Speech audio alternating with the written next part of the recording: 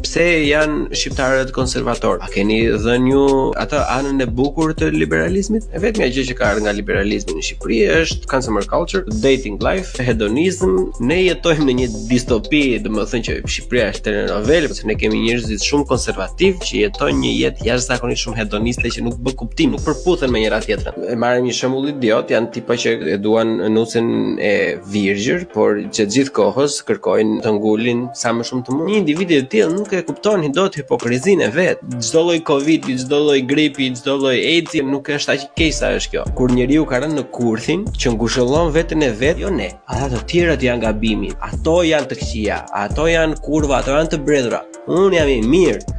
Çdo gjë është në rregull me mua. Që është kurthi më i keq, është sëmundja më e keqe kulturore, sepse e heq përgjegjësinë nga vetja gjatë gjithë kohës dhe bën me faj tjetrin për gjëra që të ndodhin ty, që shumicën e kohës janë fajot. Bu.